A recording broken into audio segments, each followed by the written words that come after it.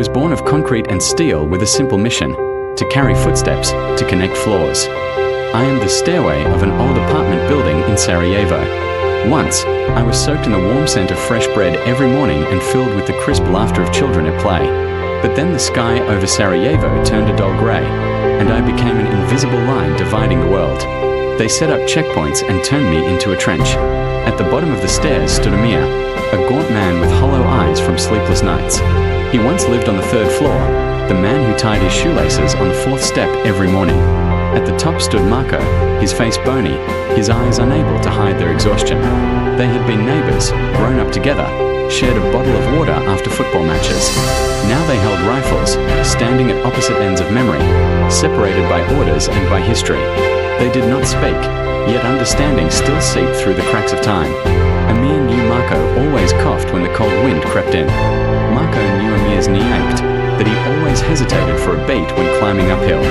I, the silent witness, saw clearly that those gun barrels were never truly aimed at the heart of the man opposite. Whenever civilians passed, a trembling old woman or a mother clutching her child, both rifles lowered at the same time. It was an unspoken pact, a refusal to lose the last remnant of humanity within themselves. On that fateful night, Sarajevo's rain fell icy cold, like the sky's own tears. A loud explosion shook the entire building. Dust and plaster filled the air. From the rubble on the 6th step came the stifled cry of a child, tearing through the thick darkness of night. No orders were needed. Human instinct overcame fear. Amir rushed upward. Marco stepped downward. They met at the middle of the staircase, where they had once sat sharing ice cream. Marco lowered his weapon first, decisively and without hesitation. He could not allow a gun barrel to stand between a child and life. Amir, trembling, lifted the child and passed it towards safety. In that fleeting moment, their eyes met. No hatred, no apologies, only a painful and profound acknowledgement that in this hell, we are still human. After that night, Marco disappeared, perhaps reassigned elsewhere.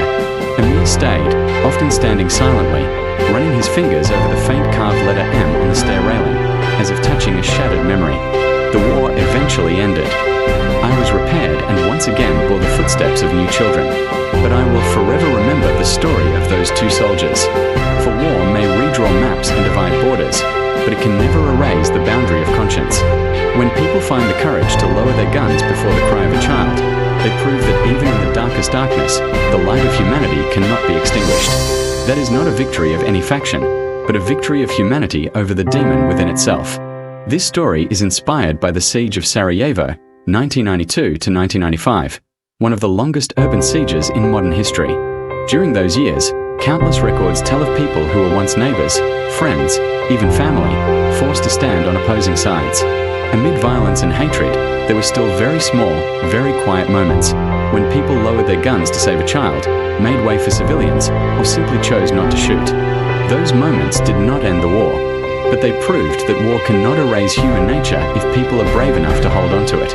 The value of such stories lies not in victory or defeat, but in the choice people made, the hardest choice of all, not to betray their own conscience. And that, in itself, is the clearest indictment of war.